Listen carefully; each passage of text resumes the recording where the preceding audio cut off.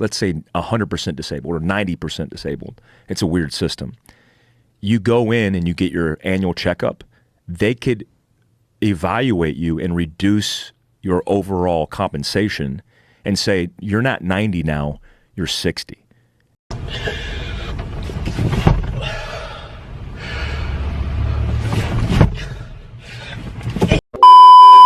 Hey my friend, welcome back to another video. If you're new to my channel, you're a service member, or maybe you're a veteran, hit the subscribe button and turn on post notifications so that way you get notified whenever I drop a new video. I got another great reaction today. I want to get your thoughts about this. There was a guy that was interviewed on the Joe Rogan podcast, and he talks about the real problem with service members and veterans in the U.S., and it's such an abysmal treatment that I had to do a video to it. So I would love to get your thoughts on it. And I would agree with probably 99% of what he's saying. But without further ado, I'm gonna just play the clip and give you some commentary throughout. Let's get right on into it. You came from the military. Like, I fit all the things. I'm a minority. I'm Asian. I'm half Korean. I'm a veteran. I'm 100% service-connected disabled. So I fit all the categories. What does that mean, 100% service-connected disabled? So it means it's called total and permanent, which I am. It means I'm 100% disabled according to the Veteran Affairs Office, but also total and permanent, which means you can't, like right now, if a veteran is, let's say, 100% disabled or 90% disabled, it's a weird system. You go in and you get your annual checkup. They could evaluate you and reduce your overall compensation and say, you're not 90 now, you're 60. And based on, they could say your hearing is better than it was last time. You know, you picked up a couple decibels, and we are going to reduce your pay and compensation and reduce your disability. I'm gonna just say how awful that is for so many veterans to get 100%. How awful it is that, you know, veterans are treated when they go to the VA. There's people that have gone into combat and they're still fighting for 100%. There's people that have been borderline suicidal, still fighting for 100%. There's people that, you know, have gone on deployment. Their hearing isn't the same. They've had, you know, MST. For those of you that don't know what that is, military sexual trauma. They're not at 100%. There's people that suffer from migraines like myself. And it's terrible. It's awful, actually, that what he's saying is true about how service members, they'll go get their checkup. And then, you know, if you've gone to some of these medical appointments, they, like, if you don't use the right verbiage, or if you say something that raises a red flag or sounds alarming, you know, the next month you look at your benefits and you went from like 80% to like 50%, or you went from like 90% to 70%. It's abysmal and it's terrible. It's awful, actually. It's awful. It's awful. But let's get right back into the clip. So in the military, if you're 100% total and permanent, it means they can't screw with you. So how are you 100% total and permanent? So they do a formula. It's weird. Veterans Affairs is a weird one. But when I got out of the military, they did a formula. And they interview you. They do mental, physical checks. They do all the diagnostics, hearing, all that stuff. And when they evaluate you, they say, okay, your left ear sucks, so we're going to give you a rating. And it's like 40% or 25%. Like, I got sleep apnea. That's a percentage. When they add it all together and sum it up, it could be over 100%. Mine's like 200+% when they've added everything. And then they go, okay, then you're 100% service-connected disabled, total and permanent, which means they can't evaluate you and reduce your compensation or your stuff. So me, for example, I am 100% service-connected, but I have TBI and post-traumatic stress because of that TBI, which is kind of what I wanted. This is a weird one, but if you talk to a military guy, and Andy Stump, all these guys that are buddies of mine, when they come out of the military especially in special operations, they don't want to say they're disabled or they have a problem, Right. or they have post-traumatic stress. So I don't know if this is luckily, but I think it's better. TBI, because the symptoms of traumatic brain injury happen to be the same as post-traumatic stress, they could label you as having that. My concern, which is a concern even today, if they label me with PTSD and said, you're 100% connected because you have PTSD, we're going to take away your guns. So the red flag laws and all that scare the hell out of me, and a lot of veterans. He's in the nail on the head. So this is an important point to point out, because a lot of people don't know this, but if you are like I think it's above 70, so if you're like 70% or above for mental health, so like 70% PTSD or you're 100% PTSD, you have to be very, very mindful of that, because like he's saying, they put you on this list, right? There's certain parks you can't go to. You won't be able to buy a firearm.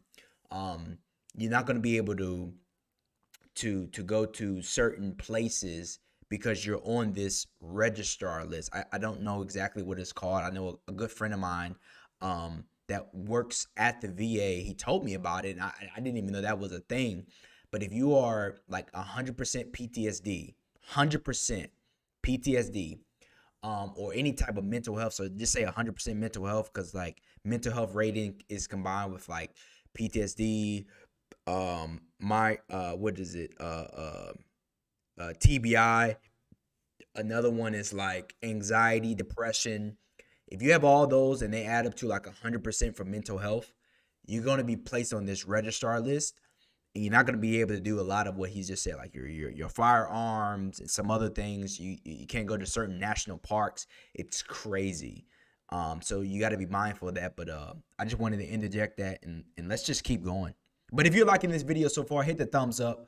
Please hit the thumbs up. Let the algorithm know that this video you find valuable. My goal is really just educate veterans on what they need in order to go from, service member to entrepreneur, service member to, civilian. And if you found this video valuable and you're finding it valuable, hit the thumbs up. But let's get back into the clip. For my evaluation, it was in Texas, in San Antonio.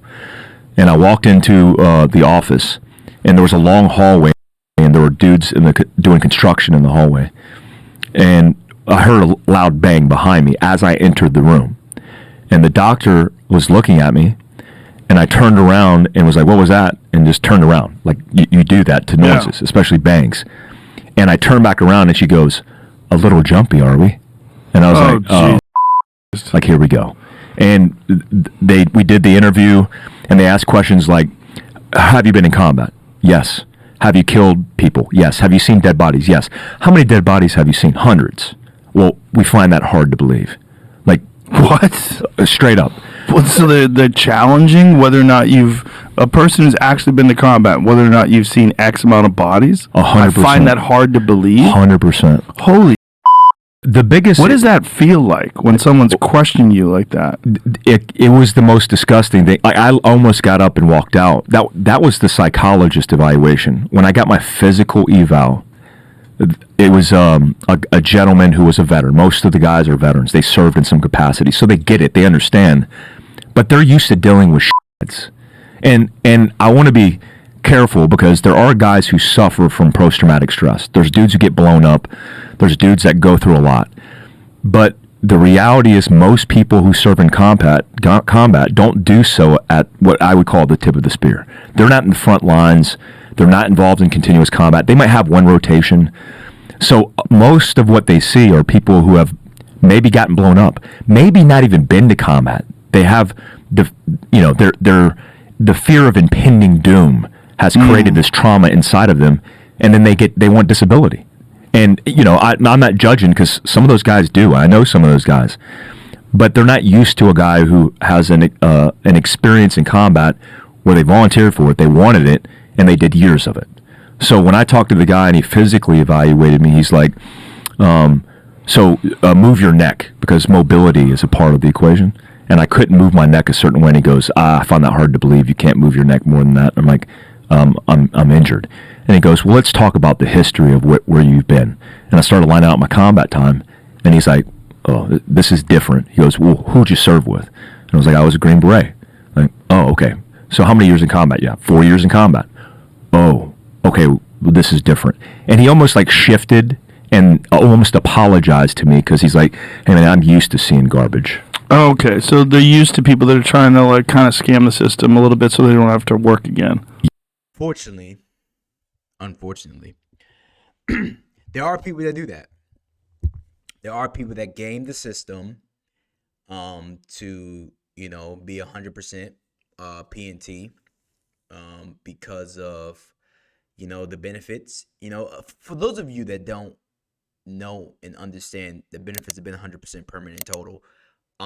There's so much. I mean, it's so much more I can name. You get disability check for the rest of your life, tax free.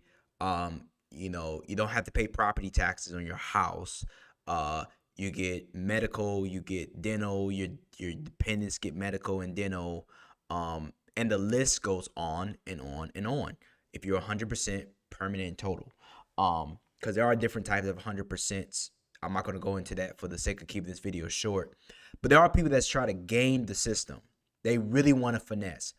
And let me just say this: if you try to do that and you get caught, you're in for it. And I think there's a video out, and I might do a reaction to it a little bit later, but it's a video about a guy that supposedly got 100%. He said he couldn't, lift his shoulder. Some other stuff was going on with his body. I think the guy came in like a wheelchair or like a walker. I can't remember all the specifics, but the VA investigated this guy. Okay, they investigated this guy. Come to find out, this dude is competing in bodybuilding competitions. Like, are you stupid or are you dumb? Like, what were you thinking? Like people like that, they don't know it's going to come back and it's going to bite them. And the problem is expecting that you're not going to get caught at some point. So don't try to game the system.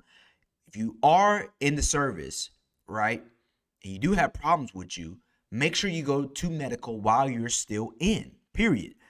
And let the evidence do all the talking for you, right? So if you gone to medical, you got this in your service record, you've gotten seen at doctors, you got prescriptions, you've gone to physical therapy, you've gone to mental health treatment or mental health evaluations, let all that evidence do all the work for you, and you can do it that way, as opposed to just trying to, like he said, game the system because you know what comes with it. So I'm gonna end the clip here.